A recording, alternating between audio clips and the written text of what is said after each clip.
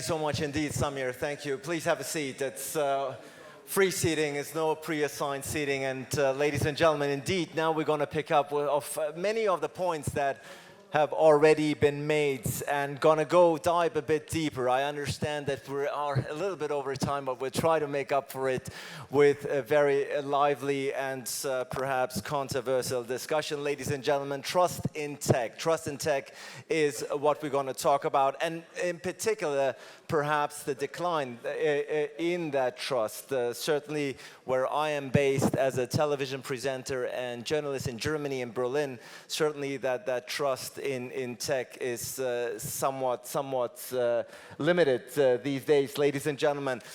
To my left, I have a wonderful panel here assembled. To my left, he's the CEO of mygov.in, somebody who is well-versed both, of course, in India, but also the United States, where he brings extensive experience with us. Please welcome Arvind Gupta, ladies and gentlemen. Please give him a hand. I'm delighted to welcome someone who flew quite a bit to be here, all the way from the US, from Silicon Valley. She's the COO of Roboterra, which is an organization which develops AI and robotics educational products for students. Wonderful initiative, ladies and gentlemen. Please welcome Melissa Lowe. Great to have with us the research manager of IBM Africa, certainly a company that is indeed being seen as one of the major players around the world. She's based in Kenya. Delighted to welcome her. Charity Wayua, ladies and gentlemen. Probably the gentleman who had the closest ride over here as far as location is concerned. He's probably known to many of you. He's, of course, the managing director in charge of industry at the Ministry of Industry, Investment, Trade, and Digital Economy here in Morocco. Ali Seddiki, ladies and gentlemen. And last but not least, a gentleman whom we've already had the pleasure of listening to this morning. He needs no further introduction. He's the chairperson of the Observer Research Foundation. Great to have him back on stage. Sunjoy Joshi, ladies and gentlemen. Now, Arvind, let's dive right into it. Decline in trust. All of us are coming from various backgrounds. As I said, I'm based in Western Europe, India, we have the United States, Africa, Morocco, and so on and so forth. This debate in the decline of trust in tech, how does it play out in India these days? Yeah, hi, good morning. I think the perspective of trust in technology, or I don't agree there is a decline in trust, though. So first, let me start off by saying that is really, you say there is a decline in trust depending on which lens, which hat you're wearing. If you ask a poor woman in India who recently opened her bank account using technology, using her biometric fingerprints, and she goes to work and she puts her biometric ID on a scanner, and next day, the government automatically transfers her wages or her stipend into her bank account without she having to go to any other government office. She has immense belief and trust in technology. So it really depends on whom do you ask the question. Whereas you ask an activist in New Delhi, a handful of them, about the breaches in privacy of a cab hailing company that we probably all hear about nowadays, which has just gone public recently. They will cite you 200 examples of how there is a lack of transparency, lack of purpose of the data that is being collected by that cab based taxi aggregator. In terms of taking your data and using it for purposes that were never defined. So it really depends on whom you ask the question. The bigger question is that, I think we are seeing platforms become very powerful. We are seeing the handful of 8 or 9 platforms that serve about 1 billion people each, more than 1 billion people each, becoming very, very powerful. And they control the most important resource of our times, which is data.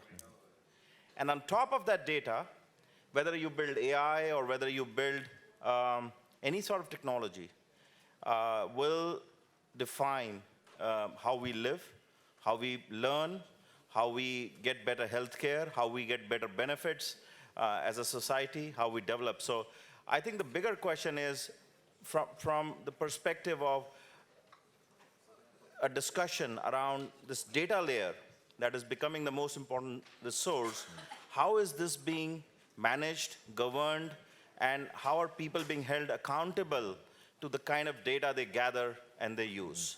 And that is, to me, the bigger question of the day.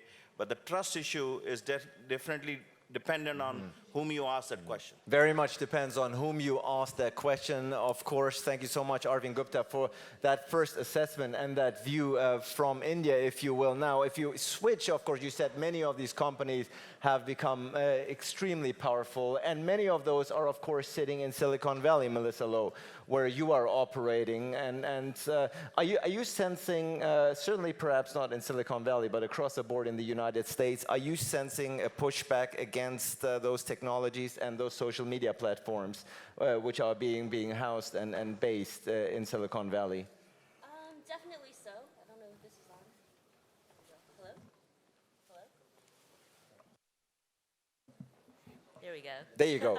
The red light gives you the cue. Yeah, definitely from Silicon Valley side, I think that because we are heavily immersed within the technology, you know, I work down the street from Facebook, from Google, and for most of us in the network circles that we work in, I would say that there is both a very heavy skepticism. Also, maybe a small sense that the technologies run away a little bit from us. Obviously, many of the social dynamic issues around both privacy, but also the effects of algorithms driving the type of information that people receive from social media is actually quite dangerous, and that hadn't necessarily been pre-anticipated by the companies. And so I think that it's very good in the sense that a lot of concern has been coming up, and people are trying to figure out how can we be 10 or 100 steps ahead of this issue. But we really are in very strange times, where the technology is in many ways, I shouldn't say that it is self-creating, but there is an aspect as all of us participate within social media, within these different platforms, that much of the dynamic that's being created and many of the issues that are arising also come from us ourselves. And so for us at I work at Roboterra, we are a robotics education company. And you know, one of the things that Arvind had brought up was, you know, whether you know, the different populations, are you coming in from a trust population, are you coming in from the skepticism population? Silicon Valley side, I would say that, you know, we necessarily hold both in one, but one of the things that we believe for children is actually letting them make their own decisions. And what does that mean? Do you teach a child to trust the technology that they're encountering, that's educating them, that, you know, is a huge part of their lives, or do you teach fear and skepticism, and, you know, most of the CEOs of Silicon Valley actually keep their kids off of their phones until they're in high school or later. So that's actually really interesting. And for us, you know, coming in from education perspective, we actually really always believe let the children decide by actually educating them about what is underlying. So one of the things that we really advocate as a company, and a part of our larger mission, is AI literacy for all children and the democratization of that it doesn't matter whether you are in China, US, India, or, you know, myself having lived in Kenya, South Africa, in Myanmar, that children of this generation, we call it the alpha generation, are all being taught what are the underlying mechanics of computational thinking, of how algorithms actually work and what the learning base is. One of the things we also have concern and advocacy for is we worry about having a data gap, you know, that there are certain countries that, you know, are really pushing ahead and forward in the AI revolution, but we worry about many of the other countries, but also seeing it as an opportunity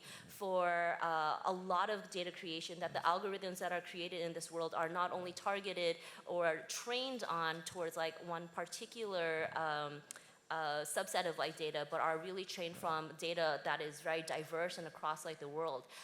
We believe that like kids have an opportunity to make these decisions, but what really is important is understanding the basic underpinnings through our robotics like program.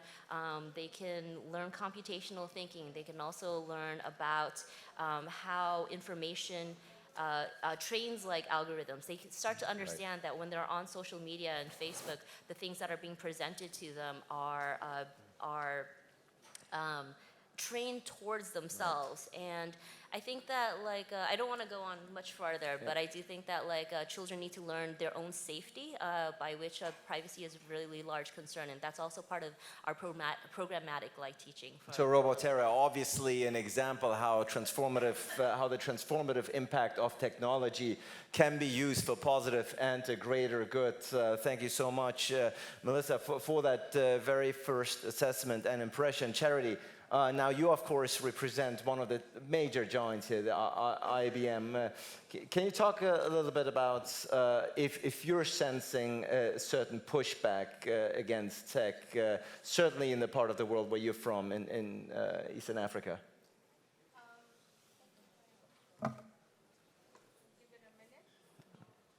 If you see the red light, like right now, you're on. That's the beauty of tech. Thank you. Coming from a tech background, obviously trust is a big question for us. And the first point I wanted to share is I think there's a question of trust, particularly based on the type of technology one is interacting with. I think in most relationships or in our engagement with technology, trust is very driven by our level of understanding of the technology, our experience with it, and our belief in its reliability and safety. And so I think one of the challenges that we face today is as we get technologies that are coming in extremely at a fast rate than we have perhaps been used to over the past, then this question about trust is a really big one.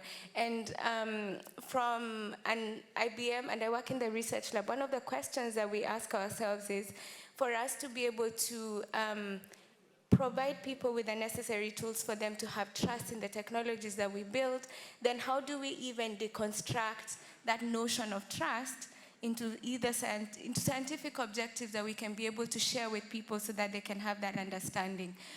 For most technologies, I think we come to believe in them or trust in them because we know that they have been extensively tested, we have best practices, we have standards in place, all these things. So the question is, for emerging technologies such as artificial intelligence, where perhaps we've not had that amount of time to get to all of those, how do we start to develop some certain notions of trust that people can start to understand, first of all, what those technologies do? For example, if you're talking about neural networks, if you're talking about other AI tools, can you be able to help people to understand how they came to make certain decisions, how certain algorithms have been used to make certain decisions?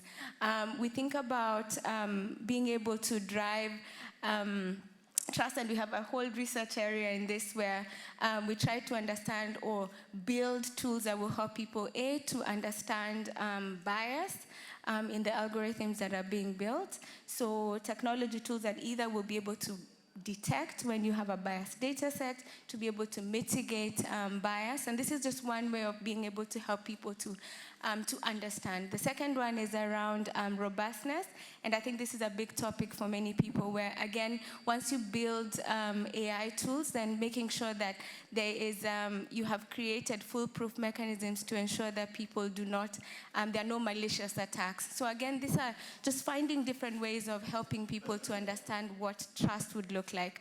The third one is what we call explainability, and it's a big topic in artificial intelligence research. And this is the notion of how you can help people to understand how a particular algorithm came to make a certain decision. And so in helping people to do that, then you're trying to help them to understand it so that they can believe its results, etc. And then perhaps the last one I will talk about is transparency and accountability in the algorithms that we build.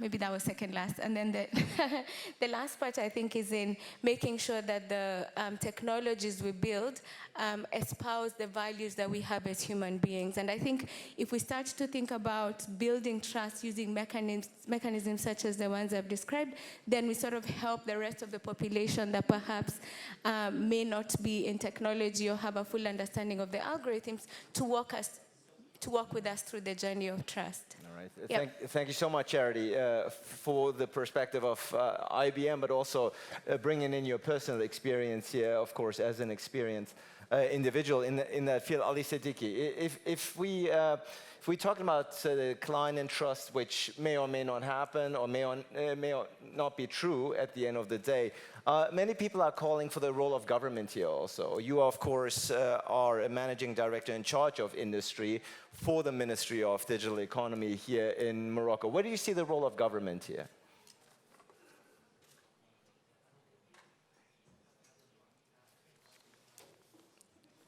Perhaps, Charity, if you can turn off your mic. All right. Well, I can see that, first of all, fears are various and diverse, and I would say that the decline in trust can take many forms. We talked about data protection and privacy. From my standpoint, and dealing with the industrialization of a country, I'd said that our main concern is, can technology hold to the promise of creating jobs? We talked about the impact in Africa, and Africa is a young country, and well, the biggest challenge for our continent is finding jobs. And when you see that those new technologies and all the impacts are going, I mean, at least consultants say that it's going to impact negatively the job creation, and we're talking 400+ million jobs by 2030. I'd say that the decline in trust comes with the promise that technology is supposed to bring more wealth. And coming from there, not only the issues of having our data out there, not protected, which is a concern that is currently being addressed, because identifying and a worldwide issue, I would say that for specific topics such as government policies, we can see a decline in trust in the capacity of technology to being a job creation driver. And from our personal experience, we can see that if government is not, let's say, a facilitator, not an enabler, more than an institution that's going to intervene, maybe we can help steer technology towards, let's say, more value added and more generating more wealth for the whole country. So as a government, I would say technology is way faster than governments, right? So you don't want to be, you don't want to intervene. You want to be a good listener, and you want to be an enabler to develop all the good side of that technology. That being said, it's very complicated to find the right balance between intervening, trying to steer towards your own objectives, which is, let's say, job creation, for instance, which is the case for Morocco currently, and so finding the right solutions and imposing those solutions to the industry.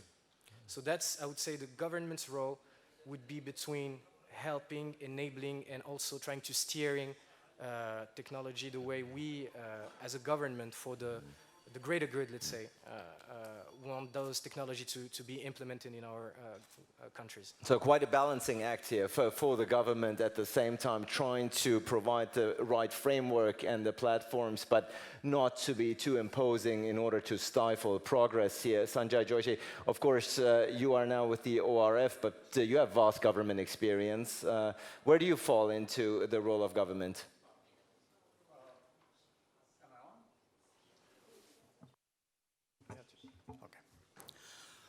Okay, let me start by being contrarian. Let me first of all say that the framing of the debate in terms of trust in tech is actually incorrect.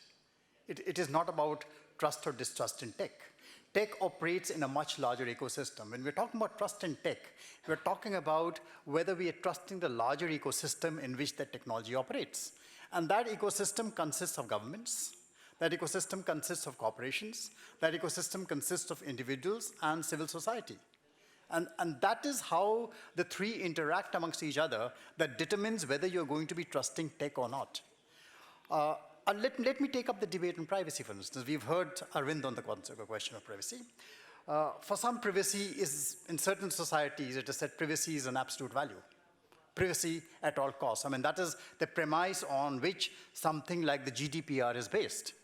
That any data point which can help you identify an individual, it may be a song, it may be an email address, it may be an IP address, is fundamentally incorrect. That is a breach of privacy. On the other hand, you have Arvind speaking, and of course you have Baidu's Robin Lee, who says people will very gladly give up certain amounts of privacy for the sake of the convenience which they get out of sharing the data. Each one of us today radiates data. We are radiating data every day. Every device we use radiates data. It's not possible to live in a world where you're not radiating data. The point is, how is that data being used? What use is being made of the data? And what are the larger systems within the use, how the use of that data is regulated? India's Aadhaar is one example, where yes, Arvind made out the case that you have biometrics, you have a biometric identity card, and many poor people in India regard it not as an intrusion of privacy or an intrusion of their citizenship, they regard it as a privilege of citizenship. That by having that biometric identity card, they feel privileged citizens of the country. But ask that same question to an Uyghur living in China, where the facial recognition software, where the use of biometrics is an intrusion of privacy or is it a privilege of citizenship? You will get an extremely difficult answer because you are living in a completely different ecosystem. So this entire debate about trust in tech, I think, needs to be configured from the other way around. Start looking at the larger system in which technology operates. And frankly, see, societies are always a work in progress. Laws change. No matter how developed the society is, they will all have unjust laws. Laws also evolve. Today there are still many countries where homosexuality is still a crime. Most of the countries have moved forward and amended their laws. So there has to be room for that diversity, there has to be room for that dissent, there has to be space for people who are going to be thinking differently. And your ecosystem must create that space. So when we start framing the debate, then trust in tech takes on a different dimension. That is what I would say as an introduction. Thank you so much for providing a larger overview and putting it in a different context and paradigm. CyFy Africa is supposed to be a rather interactive format, so if you have questions, if you want to come in with remarks or particular questions to the panel, please raise your hand so I can bring you in here as quickly as possible. Right now, that doesn't seem, we have one question all the way in the back. The lady, can we get her a microphone? Do we have microphones in the room? Microphone is coming to you, I believe.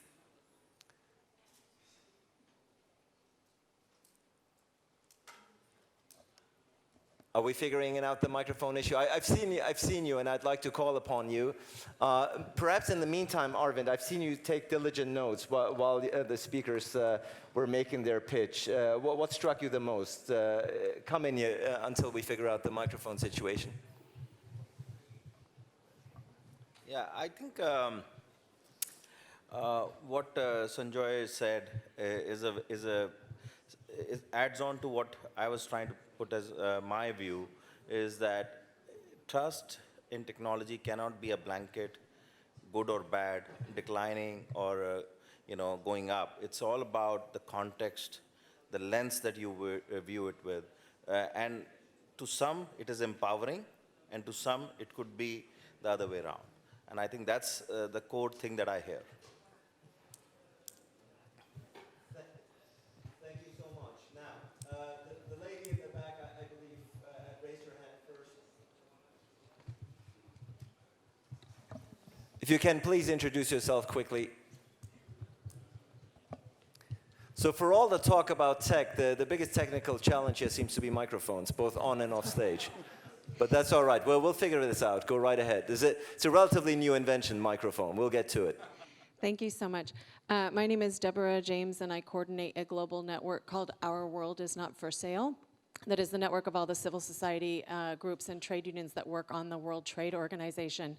And in our view, it's not a matter of trust in technology, it's about specific corporations. So what's been broken is not the idea that with technology we can have a better life, but specific corporations, and we're obviously talking about ones like Google and Facebook and Amazon, that live in a space and profit in a space of breaking the law, of running roughshod over workers' rights, of abusing and selling and manipulating our data.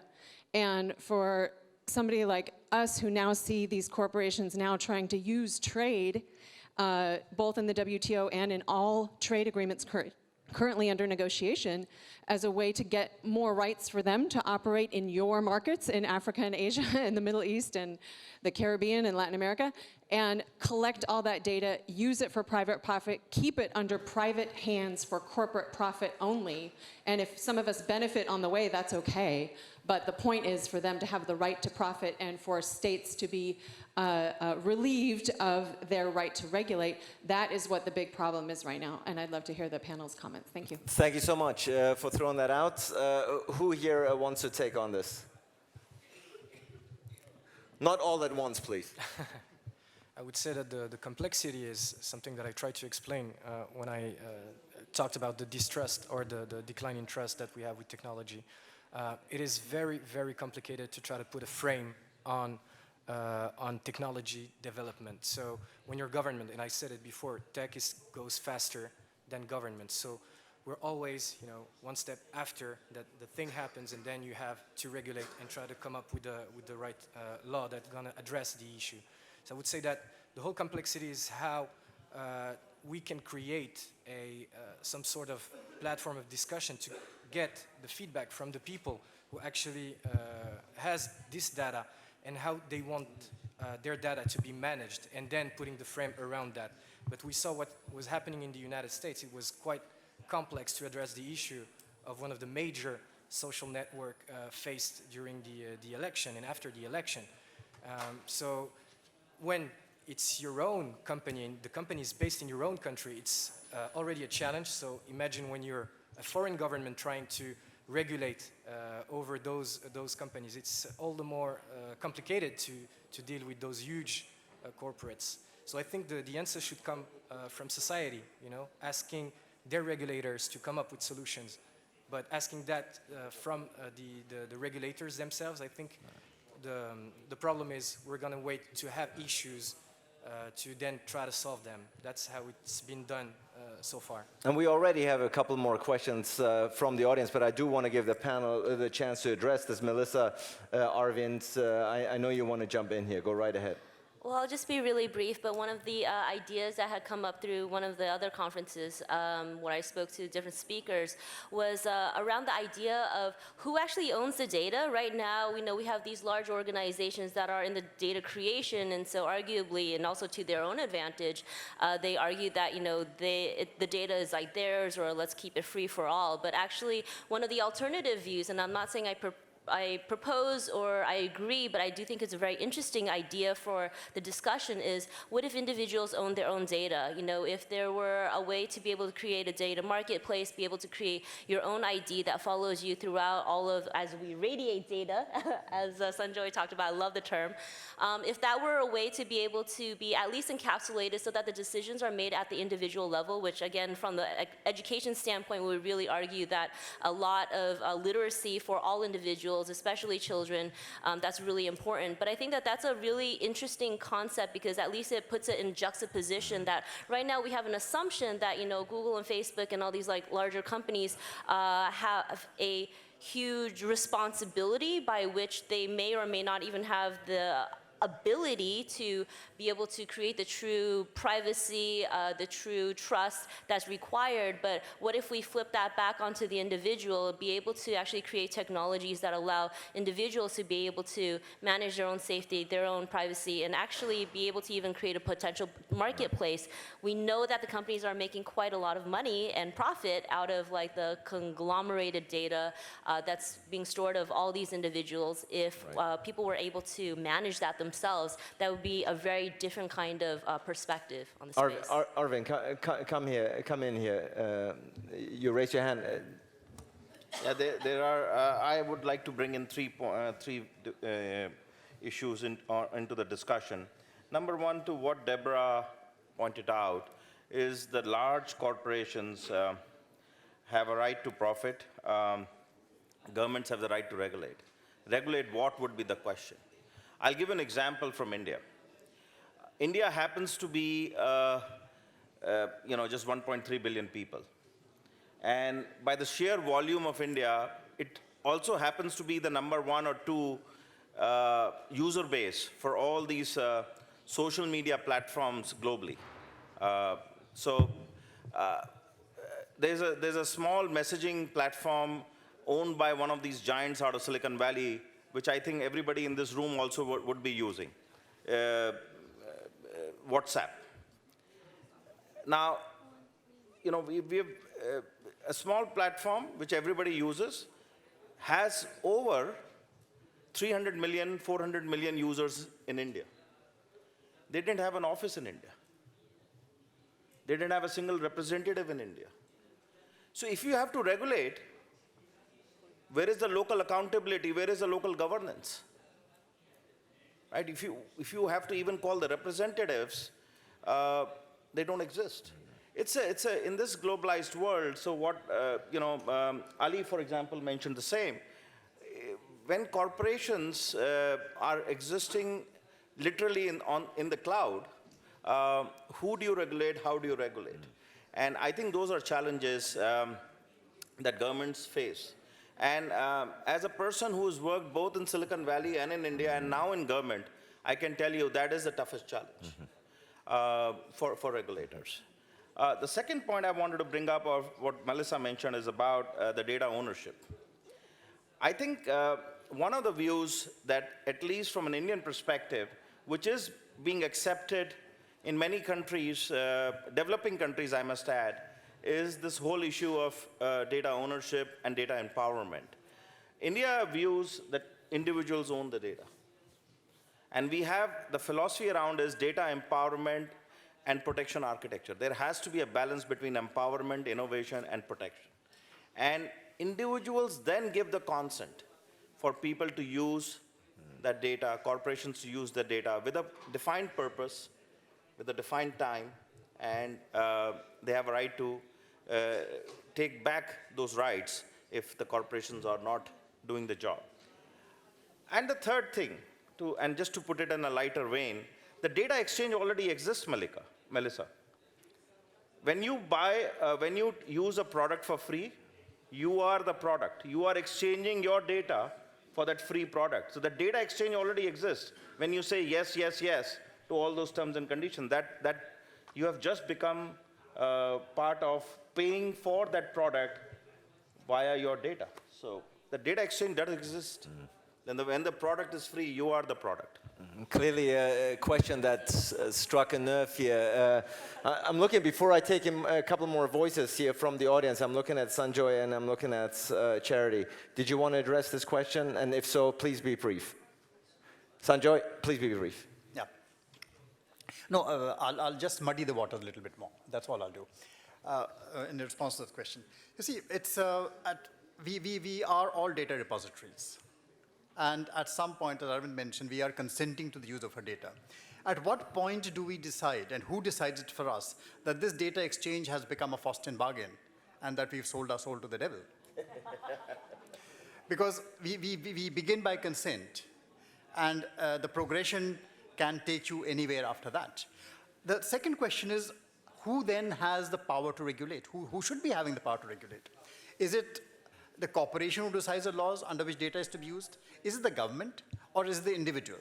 And you will have different jurisdictions positioning themselves along different parts of the spectrum along this continuum. So the big question is, we are actually heading into a world where if you're not going to really be having a splinter net, you will still have a splintered net. Certain apps cannot be used in certain jurisdictions. That's already happening. You're now getting to a world where certain service providers, certain technologies, states are clamping down and saying certain corporations' technologies cannot be used.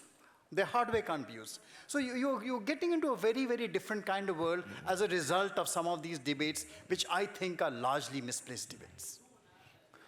Thank you so much. the look at the time shows us that we need to make up a bit for time. Can I see a show of hands of how many people still want to come in here? I know you had a question right there. What we're going to do is, I see 3, 4. We're going to combine those. I'm going to throw them back to you as a final round. Go right ahead. Please introduce yourself. All right. My name is Ankit. I'm a technology editor from Mumbai, India.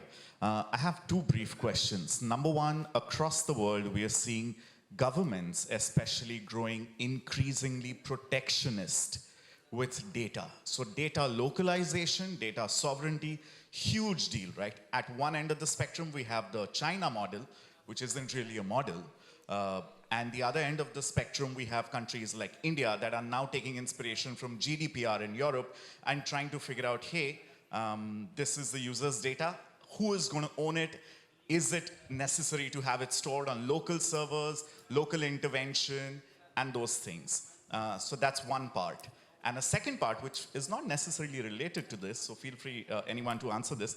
Is it time that governments who collect a lot of data and eventually create political campaigns basis profiling of each individual down to the T, so they're as good as the corporations. So governments and MNCs and mega corporations, is it time that they start putting a price on personal data and start paying me, the user, that I am giving them consent, you pay me because your models, political models, your profiling and your products and services are based on utilizing my data and running models on that to come up with products and services. So 2 questions. All right, thank you so much. We'll throw that to the audience in just a bit. Please take notes, and I'll give you a chance to respond. Go right ahead, gentlemen. Hi, Asim Jakar. I run a cybersecurity company. My question is more from the robustness of a system, whether software or hardware. So the 2 basic trust violations on a system are either intentional flaws, which is backdoors, or unintentional flaws, which is zero-day vulnerabilities. And I'm sure no company can, say that they are 100% secure, because it's just not possible. That's why you find zero-day vulnerabilities in the wild.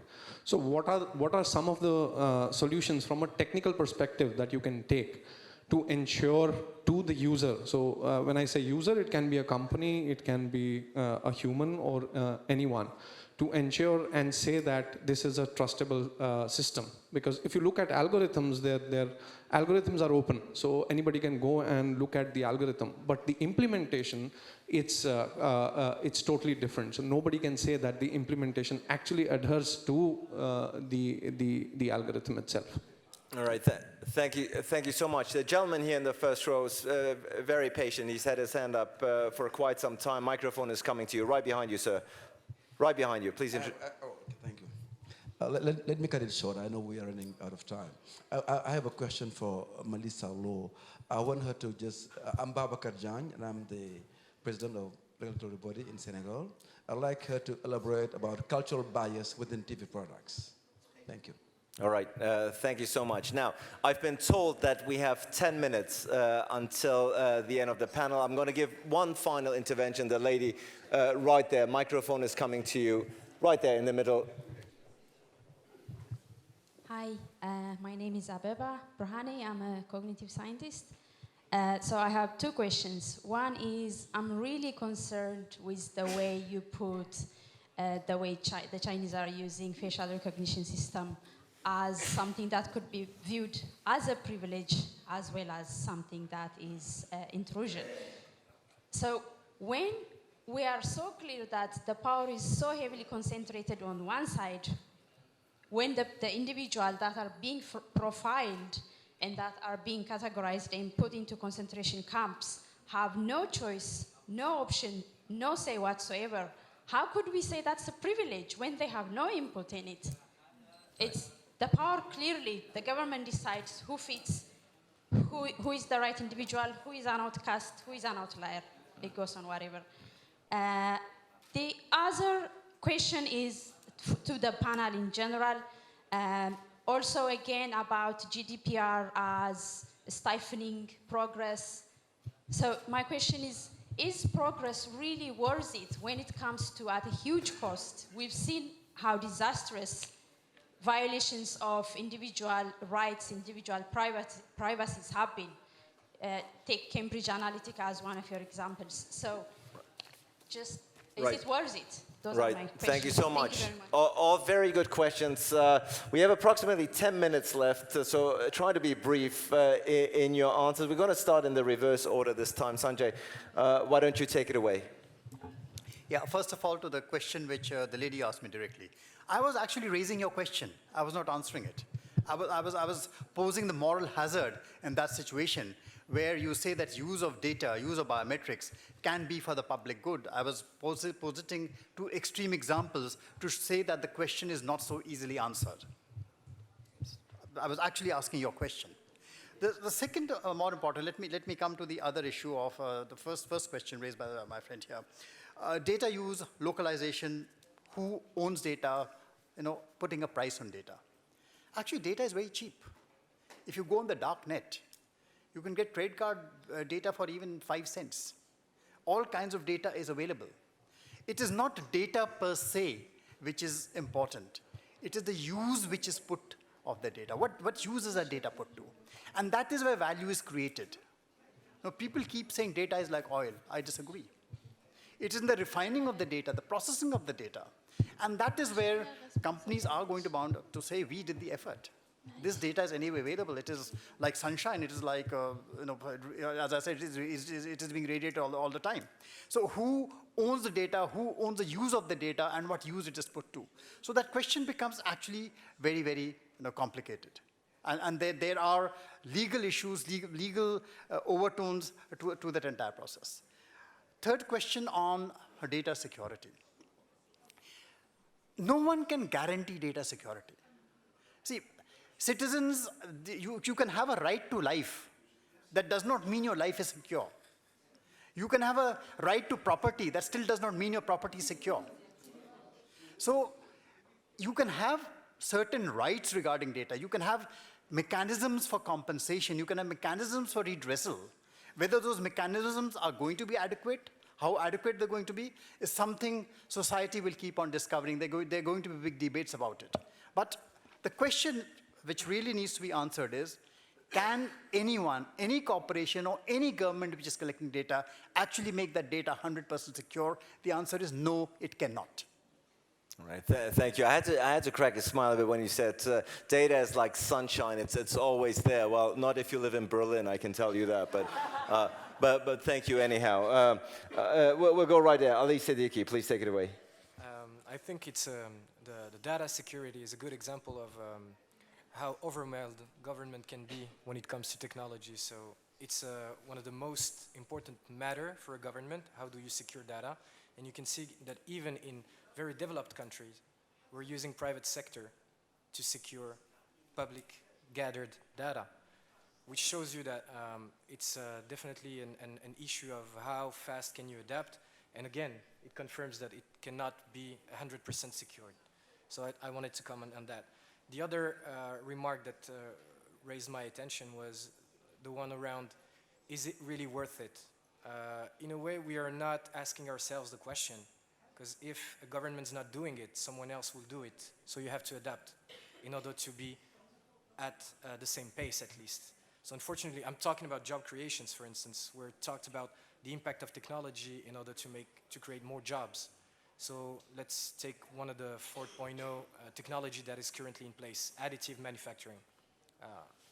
It's definitely a disruptive technology. If you're not putting that in place in your country, well, you will be at some point threatened by other countries that will be using that technology. And the jobs that it took you so much time to create in your country will disappear.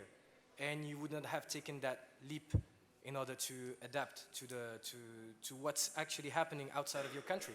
So you see, it's very difficult to answer your question, is it really worth it? Probably because someone else is doing it outside. And that's the whole complexity of dealing with technology, the race around those new technologies. All right, thank you so much. Ali Seddiki, Charity Wayua. Yes. On the first question that was raised around whether or not to put a price tag on data, I think he's answered it very well. Perhaps my addition would be, it's not a blanket answer for each use case that you're discussing. I think there are many people, and I think it was said earlier in the discussion, there are many people who are willing to give up certain private data because of the value that they get.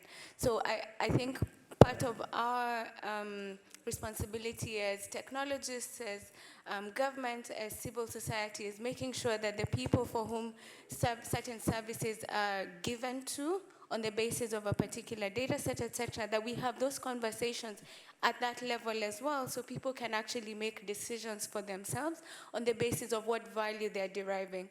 I think for many of us that would use Uber, Taxify, etc., you're very willing to give up your current location because you're getting a very particular benefit of getting a taxi and knowing exactly when it's going to show up. So I think continuously having those discussions actually helps our society in being able to understand and explain what is being used. I think where we start to have challenges is where data is used or collected and the owners have absolutely no idea. On the second, there was a question about robustness and some of the technical perspectives around it. I think there's a lot to do. I think there's already a growing group of technologists and industry practitioners who are starting to define robustness in technical terms in which they can test. But I think it goes beyond having just one corporation like IBM doing it. And so one of the examples of what we've done is to create an open source community for what we call AI Fairness 360, which is like a toolkit of algorithms that will perhaps, like for example, detect fake images that would be imperceptible if you were to look at them with your naked eye, and then starting to invite other companies, other technologists to be able to come in and contribute to that, and together we can start to create some standards that would be utilized for measuring robustness. So standards where many companies, many different individuals have looked at, they've tested, they can attest to it, and then together we start to create what would be an industry standard. Happy to talk about it some more, but the other part is these are things that we're continuously learning. I think he mentioned before that you cannot be 100% robust, but in being able to define these things consistently and improve and get a group of people to work on it, then we're on the right path. Thank you so much, Charity. Melissa. Get this on. I will answer this gentleman's question and also I think the reporter over there. So around cultural diversity and inclusion, I think that's a really huge topic I'm very concerned with. I think that part of the solution is to become a huge fan of people like Charity who are doing R&D, out of like Kenya, out of the non-traditional, non-Silicon Valley, non-like Beijing type like places. I think that that's across the board a very too easy of an answer to say that, hey, we need to diversify like the population who is actually doing research and design for technology, getting it out into like different places. I think the more important underlying case is actually developing more use cases. And I think that what I mean by that is that data generation in some ways, I know this will sound crazy, but in some ways it's almost like there's a competition in terms of who can generate the most data, because the algorithms that are out there are basically trained upon wherever the data is most representative. And so like obviously getting broadband, getting basic internet access to as many places as we can so that data can be generated. But the next step after that is actually generating use cases. One of the best examples that I've seen from another startup that I really admire is called Duca Connect. And they basically apply AI image recognition technology to basically wet markets. So you can think of like, most of us are used to the wet market within like Africa, Southeast Asia, where, you'll have small vendors who are out on the street selling plantains or apples, bananas, and they have no ability to figure out like their basic inventory and cash flow.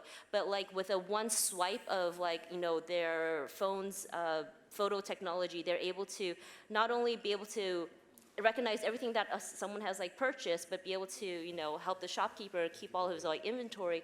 But also this like becomes like developing a certain data place, you know, on a wide scale of what everyone in Kenya or in Rwanda or in India are like buying at these like wet markets that were previously completely opaque places. And so I think that if we can have more designers, more innovators who are thinking about the very unique cases that are in non-major AI markets, if you will, right now, and be able to start creating a mass amount of like data to be able to really prove out the use cases and prove out the revenue case for investment and for bringing business into these areas. And one really quick, so I think that it's not only about that, yes, we are the product, but actually being able to have an individualized passport that follows you around. Right now, when you sign into Facebook or sign into Google, it follows you around the internet, rather than allowing one of those companies, if we could have a separate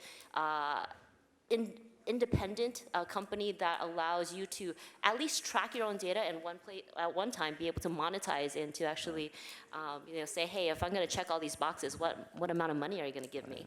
Thank you so much. I'm getting the sign that we're supposed to wrap up, obviously, but still, Arvind, of course, you're going to get the final word here. Take it away. You need to turn off the mic in order for Arvind to turn it on. Beautiful technology. Yeah. I wish this could apply to many other things. That's an invention right there for you. I just want to leave with one perspective in the interest of time also, is that all studies point to one very common thing, that the new data billionaires are India, Africa, and China, from a pure data perspective.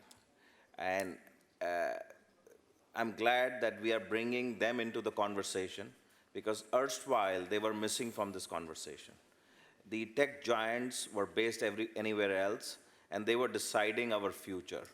And that also added to the distrust in the technology that we were seeing.